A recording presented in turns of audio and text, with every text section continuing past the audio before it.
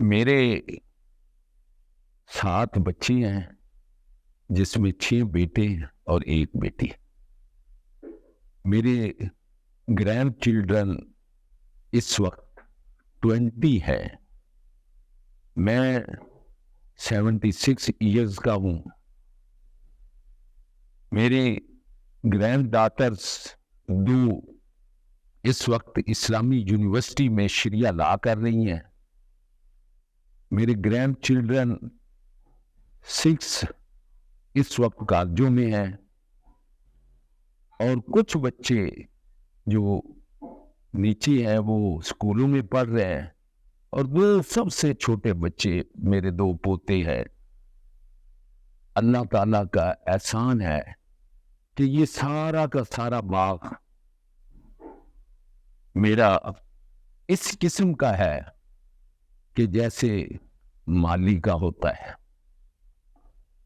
میرے grand children اور میرے بیٹوں نے مجھے کہا کہ ہم ایک چینل بناتے ہیں اور اس کا نام باغباں رکھیں، اور آپ بطور فادر اور گرینڈ فادر جو کچھ اب کر رہے ہیں اس باغ کے ساتھ، وہ آپ اپنا بتائیں۔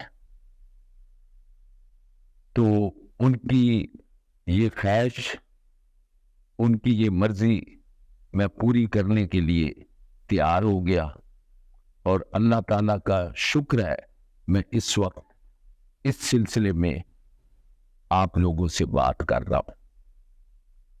سب سے پہلے تو بطور فادر میں تھوڑی سی وضاحت اپنے بارے کرنا چاہتا ہوں کہ میں لاہور سے S S Motors empress road Shimla پہاڑی پہ بطور ایز اے مینیجر 450 سے زندگی کا سٹارٹ کیا۔ اللہ تعالیٰ نے پھر مجھے آگے بڑھنے کا موقع دیا، اور اللہ تعالیٰ نے انتہائی اچھے راستے کھولے، جس کے بعد اللہ تعالیٰ نے اتنی ہمت دی کہ میرا اپنا گھر بھی تھا، اور شادی کے بعد ماشاءاللہ 7 بچے میرے ہوئے، جس میں 6 بیٹے اور 1 بیٹی۔ جب میں نے محسوس کیا کہ اللہ تعالیٰ میری ضرورتیں پوری کر رہا ہے، اور گھریلو ضرورتیں بھی پوری ہو رہی ہیں، اور میں بچوں کی تعلیم و تربیت کے لیے بھی ان ریسورسز سے کام کر سکتا ہوں، تو میں نے تنہائی میں بیٹھ کر چند اصول اپنی زندگی کے لیے بنائے کہ مجھے کیسے چلنا ہے۔ اس میں سب سے پہلا میرا اصول یہ تھا کہ میں نے بزنس یا کوئی کام بھی اپنی فیملی اور اپنے بچوں سے دور رہ کر نہیں کرنا۔ میری یہ کوشش تھی کہ میں اپنے بچوں اور فیملی کے ساتھ ساتھ چلوں گا۔ عملی طور پر میں نے دیکھا ہے کہ ماں باپ بے غرض ہوتے ہیں، کوئی ان کو لالچ نہیں ہوتی، لیکن نظر یہ آتا ہے کہ جب وہ کوئی کام کرتے ہیں تو اگر بزنس میں ہیں تو بزنس کو بڑھاتے بڑھاتے بڑھاتے اس حد تک پہنچ جاتے ہیں کہ ان کو پھر زیادہ سے زیادہ ٹائم بزنس میں دینا پڑتا ہے، اور اپنے بچوں کو اگنور کر دیتے ہیں اور ان کو زیادہ ٹائم نہیں دے پاتے۔ اسی طرح کوئی اگر جاب کر رہا ہے تو وہ بعض اوقات اپنے بچوں سے دور چلا جاتا ہے، اور اس جاب میں اتنا وہ مین ہو جاتا ہے اور اتنی کوشش سے وہ کام کر رہا ہوتا ہے کہ میری پروموشن ہو جائے، کہ وہ اپنے بچوں کو بھی ٹائم نہیں دے پاتا۔ تو میری ایک دلی خواہش تھی کہ اگر اللہ تعالیٰ نے مجھے نوازا ہے اور میری ضرورتیں پوری ہو رہی ہیں، تو میں سب سے پہلے، جو کہ میرے بچے میرے ایسٹس ہیں، میرے باغ کے پودے ہیں، اور میں ان کا باغباں ہوں، میں ان کا خیال کرنے کے لیے ان کے قریب رہوں گا۔ دوسری میری خواہش اور ارادہ یہ تھا کہ میں اپنے بچوں کو ایجوکیشن دوں گا، اور ایجوکیشن میں نے کبھی یہ نہیں سوچا تھا کہ میرا کوئی بچہ ڈاکٹر بنے، انجینئر بنے، یا کوئی بہت بڑی عہدے پہ چلا جائے، نہیں، صرف اور صرف میرے ذہن میں تھا کہ تعلیم و تربیت ان کو آنی چاہیے، کیونکہ میں نے پڑھا تھا کہ آئنسٹائن جو مشہور سائنسدان ہے، اس نے بڑی ایک خوبصورت بات کی تھی کہ تعلیم و تربیت کا مقصد معلومات کا حصول نہیں ہے، بلکہ تعلیم کا مقصد ایک نئی سوچ دینا ہے، ذہنی تربیت کرنا ہے، اور اس میں انسان آگے کے لیے سوچتا ہے۔ تو یہ نئی سوچ کے لیے میں نے یہی کہا کہ ان بچوں کو میں ایجوکیشن میں انشاءاللہ ان کی ایجوکیشن مکمل کروں گا۔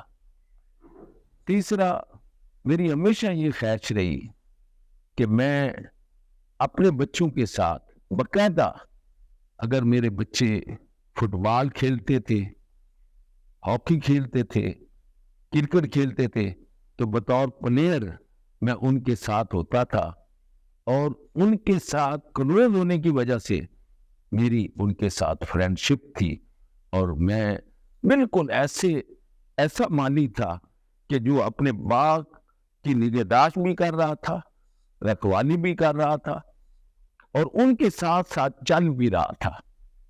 یہ اللہ تعالیٰ کا بہت بڑا مجھ پہ احسان ہے کہ میں نے یہ ٹائم بھی اپنے بچوں کو دیا۔